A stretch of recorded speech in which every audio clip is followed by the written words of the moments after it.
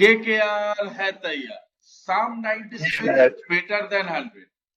আজকে Quinton de Kock 97 not out, chase করছিল 151।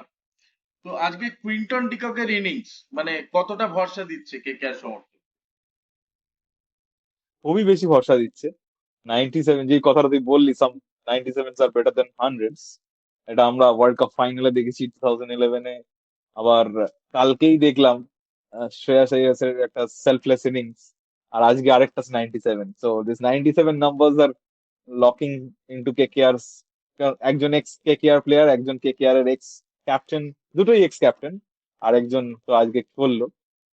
তো 97 আর নাইনটি অলওয়েজ। সেভেনের ছড়াছড়ি চারিদিকে, 97 এর ছড়াছড়ি দেখা যাচ্ছে। 97, 97টা আমাদের জন্য খুবই লাকি মনে হচ্ছে।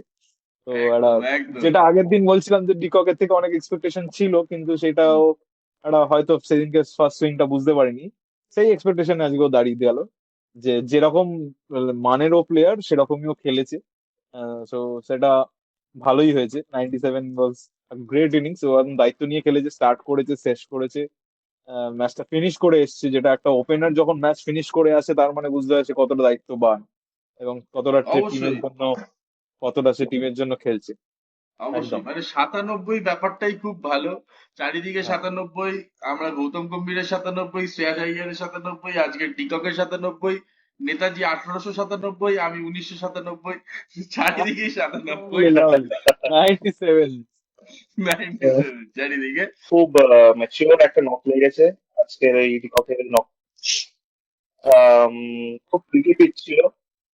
151 টার্গেট ছিল, দেখে মনে হচ্ছিল লো স্কোরিং, কারণ লাস্ট মানে আমরা এতটাই হাই মানে স্কোর দেখে এসেছি যে 151 তো মনে হচ্ছে পাওয়ার প্লেতেই আমরা 100 120 রান দিচ্ছি, তো 151 খুবই লো টোটাল মনে হয়েছিল। বাট কিছু অনুযায়ী আমি বলবো যে ঠিক আছে, রিসেন্ট হয়তো মানে একটু আন্ডার পার ছিল, বাট ঠিকই চেস ছিল একটা।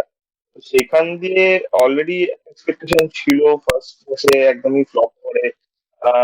ইভেন রেগুলার ওপেনিং পার্টনারশিপও ছিল না আজকে, নারায়ণ আনুয়েল ছিল শুনলাম, ইনজোর্ড না আনুয়েল।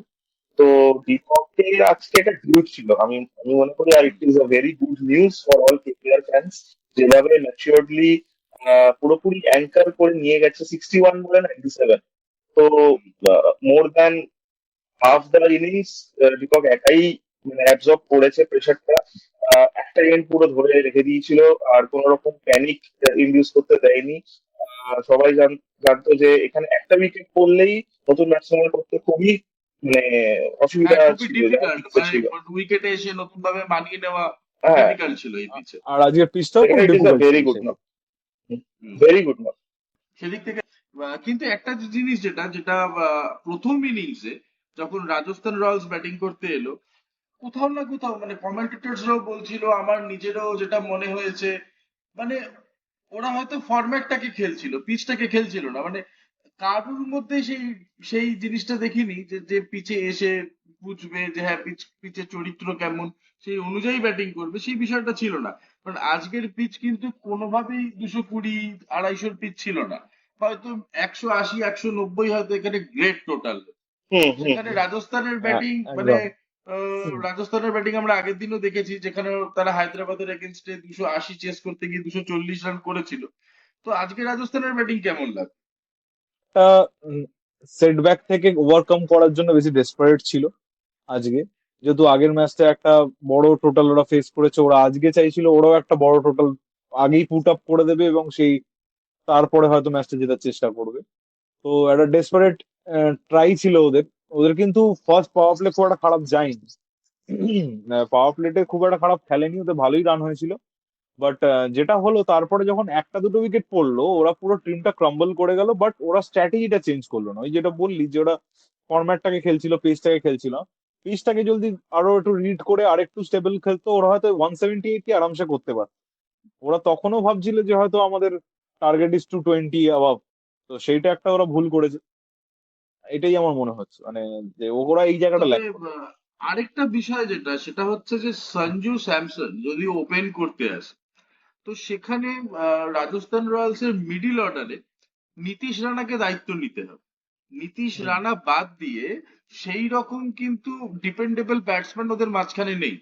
ওদের মিডিল অর্ডার যদি আমরা দেখি, রিয়ান হুম হুম। পারাগ আছে, সিমরান হেটমায়ার আছে, বা ধ্রুব জুরেল আছে, ঠিক আছে, কিন্তু কেউই কিন্তু সেই অনুযায়ী মানে ইনিংস কে অ্যাঙ্কার করবে বা ধরে খেলবে, সেখানে নীতিশ রানাকে মঈন আলীর ওই আউটটা ওই বোল্ড, ঠিক আছে, আজকে মঈন আলী মানে ফরচুনেটলি হোক আনফরচুনেটলি হোক, ইনক্লুশন তো লেটে হয়েছে কারণ আজকে নারিন আনঅ্যাভেলেবেল ছিল, কারণ অজিঙ্ক্য রাহানে বলেছে নারিন আনওয়েল। তো সেখানে মঈন আলীর আসে এবং সেখানে নীতিশ রানার উইকেট, আজকে মঈন আলী খুব ভালো বল করেছে, 4 ওভার বল করেছে, 1 উইকেট পেয়েছে এবং যথেষ্ট ভালো দুটো ইকোনমি।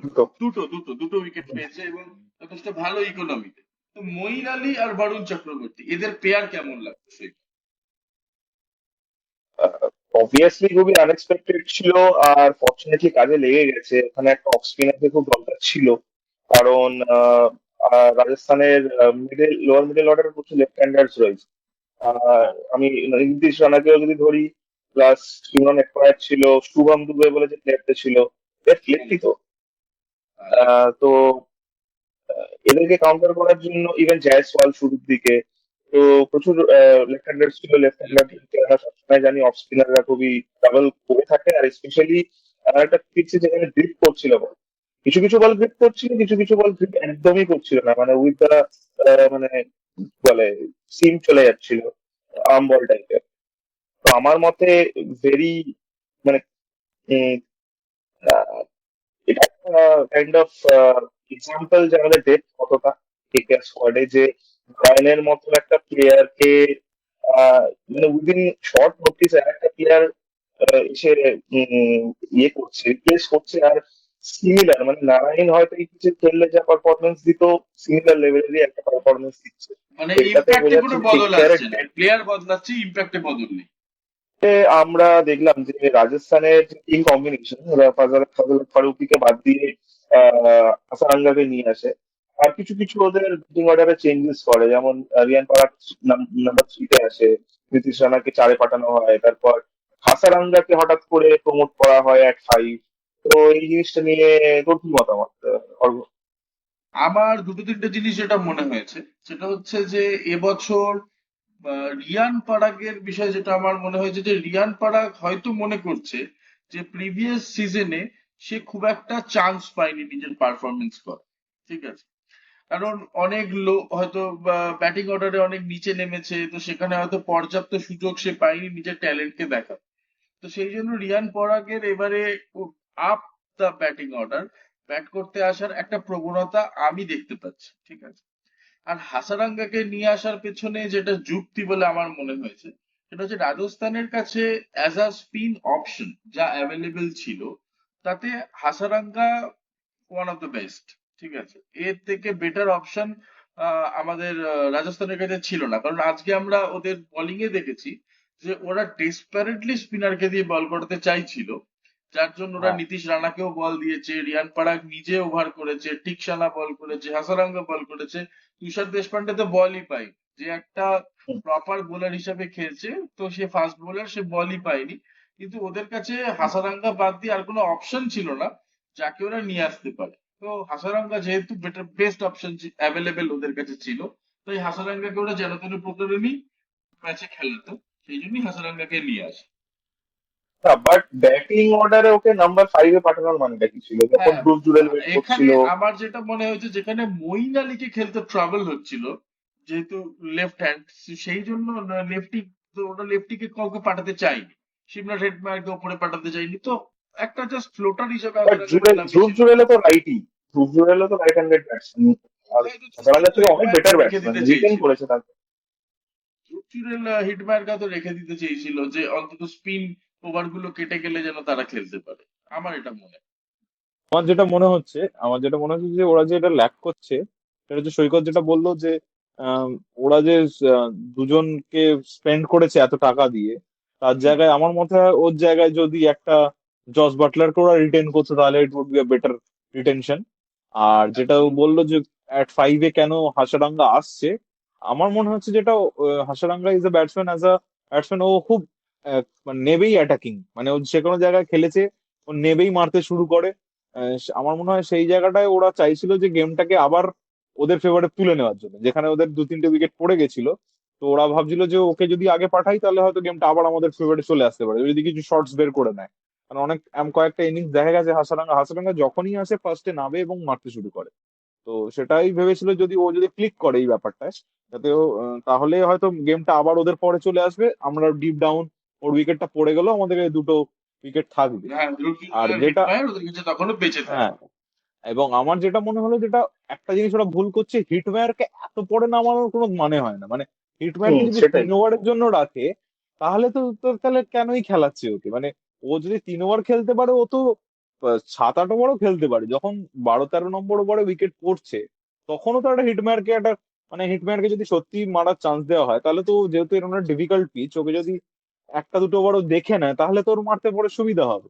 তো সেই ব্যাপারটা আমার মনে হয় টিম ম্যানেজমেন্ট খুব গোলাচ্ছে, এবং ওদের টিমটা খুব ল্যাকও করছে, কারণ যেহেতু এবছর কোনো আফফ্রন্ট বিদেশি ব্যাটসম্যান নেই। আহ, আসলে এখানেই সমস্যাটা, কারণ ওরা হয়তো হিটমায়ারকে সেভাবে ব্যবহার করতে চাইছে যেভাবে কলকাতা রাসেলকে ব্যবহার করে, যে আফটার ফোরটিন হ্যাঁ। ফিফটিন ওভার্স রাসেল আসে, হুম। সেখানে রাসেলের খেলা খেলে, ওরা কিন্তু হয়তো সেভাবে সেক্ষেত্রে হিটমায়ারকে ব্যবহার কলকাতার করতে যে চাইছে। ডেপথ আছে একটা ডেপথ আছে, ওপেনিং এ সেটা বা, তাদের টিমে নেই। একদম। সেটা ওদের বুঝতে নেই। পারছো? তবে আজকে এই যে লো স্কোরিং ক্ল্যাশ দেখলাম আমরা, কিন্তু কালকে কিন্তু হাই স্কোরিং হওয়ার একটা সমূহ সম্ভাবনা আছে। বিশাল কাল বিশাল। হায়দ্রাবাদের ঘরের মাঠে হায়দ্রাবাদ মুখোমুখি হচ্ছে লখনৌ সুপার জায়ান্টস। ঠিক আছে, আমরা হায়দ্রাবাদের ব্যাটিং জানি, বিধ্বংসী ব্যাটিং লাইন আপ। তার সামনে লখনৌ এর সেই বোলিং লাইন আপ যেটা এখনো অব্দি সেটেল ডাউন করেনি, যেখানে লখনৌ এর মেন ফ্রন্ট 3জন বোলার নেই। তো তবে কালকে কি, শুনলাম কালকেই কি 300? আবেশ খান নাকি ক্লিয়ারেন্স পেয়ে গেছে, শুনলাম কালকের ম্যাচ খেলতে পারে। ও, তো আপ কি বার 300 পার? I think very high chances, মানে যদি গোটা আইপিএল এ কোনো একটা ম্যাচ যদি মানে চোখ বন্ধ করে বলা যায় যে হ্যাঁ এই ম্যাচে 300 হওয়ার বিশাল চান্সেস, তাহলে আমি বলবো যে এই ম্যাচটাই সেটা। আহ, আচ্ছা, আহ, সন্ধ্যাবেলা খেলা, হায়দ্রাবাদ অলরেডি একটা এত স্কোরিং ম্যাচ থেকে আসছে, ব্যাটিং মানে একদম ফুল ফর্মে রয়েছে, পুরো টপ 5। আর যেসব মানে যে বোলিং অ্যাটাকের এগেনস্টে তাদের খেলা পড়ছে, আমি জাস্ট চাই যে কোনোভাবে সানরাইজার্স টস জিতে জাস্ট ব্যাটিংটা নিই। অ্যাজ এ নিউট্রাল একটা ফ্যান বা নিউট্রাল একটা ক্রিকেট কি বলছে, নিউট্রাল। হ্যাঁ, হ্যাঁ, ওই জায়গাটা অ্যাজ আ নিউট্রাল আমি চাই যে এরকম যদি হয় কখনো যে কাল সানরাইজার্স জাস্ট ফার্স্ট ব্যাটিং করুক, হ্যাঁ, toss can go either way. মানে আমারও আমারও আমি জাস্ট দেখতে চাই যে এই পার্টিকুলার বোলিং অ্যাটাকের এগেনস্টে সানরাইজার্স এর মতো টিম কি করে, মানে পিওর ডিস্ট্রাকশন হতে চলেছে। ইভেন যদি একদম একদম। সানরাইজার্স ব্যাট সেকেন্ডও করে, লখনৌ এর আগের বার আমরা দেখলাম ব্যাটিং ঠিক করেছে, জেলমার্শ পুরান দুজনই ভালো খেলেছে। পান্তের এখনো ফর্ম নিয়ে ডাউট আছে, কি হবে কেউ বলতে পারছে না। বাট ইন কেস যদি ফার্স্ট ব্যাটিং করে 200 পোস্ট করেও, তাহলেও আমার মনে হয় যে সানরাইজার্স ব্যাটিং ইজি বারো জব তেরো হবে, ওভারে ইজি চেস না জব, করে দেয়। ইজি জব হবে। তাহলে কুইক প্রেডিকশন, তাহলে কি হায়দ্রাবাদ, সৈকত? অবভিয়াসলি চোখ বন্ধ করে হায়দ্রাবাদ। আর আমরা আমরা কিছু রেকর্ড ভাঙতে দেখবোই, আই এম শিওর যে কিছু না কিছু রেকর্ড ভাঙবেই কালকে। অমিত, হায়দ্রাবাদ নাকি আমার লখনৌ? আমি একটু বলবো তার আগে, যেটা আমার মনে হ্যাঁ, হচ্ছে যে অবশ্যই। কালকে যদি টসটা, যেটা বললো সৈকত, যদি টসটা কালকে যদি ফেভারে হয়, ইন ফেভার অফ হায়দ্রাবাদ, কালকে আমরা শিওর একটা 300 জিততে যাচ্ছি। আর যদি সেটা না হয় তাহলেও একটা হাই স্কোরিং ম্যাচ হবে, কারণ লখনৌ এর আগের দিনের ম্যাচটা থেকেও আমরা বুঝেছি ওদের ব্যাটিং এর ডেপথ আছে। তো আশা করছি কালকে পন্ত আবার ফর্মে ফিরবে, he will be back to his class.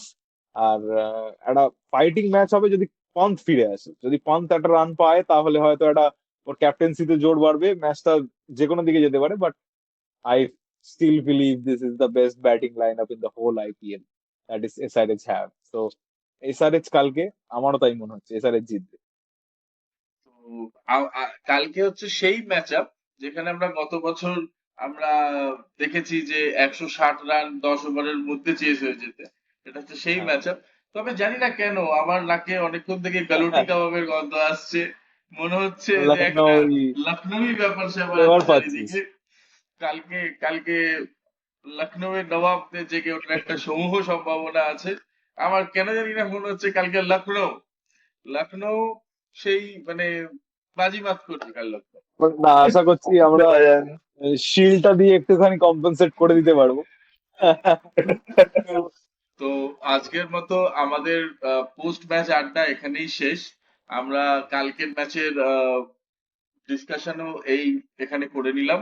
তো কালকে আমরা ম্যাচ দেখবো, Sunrisers Hyderabad versus Lucknow super giants. তারপর আমরা পোস্ট ম্যাচে আবার আসবো। তো আজকের মতো শুভরাত্রি, গুড নাইট, আবার কাল দেখা হবে। ভিউয়ার্স দেখছেন তারা প্লিজ ভিডিওটাকে যদি পছন্দ হয়, আমাদের ডিসকাশনটাকে যদি আপনারা এনজয় করেন, তাহলে প্লিজ লাইক করবেন, সাবস্ক্রাইব করবেন, মোস্ট ইম্পর্টেন্টলি, আর শেয়ারও করবেন। তে, আহ, আরো আমরা এরকম ধরনের কন্টেন্ট আপনাদের জন্য নিয়ে আসতে পারবো। Tata. Thank you. That's a good shot. Beautifully played down the ground. That's a lovely cut at the straight drop.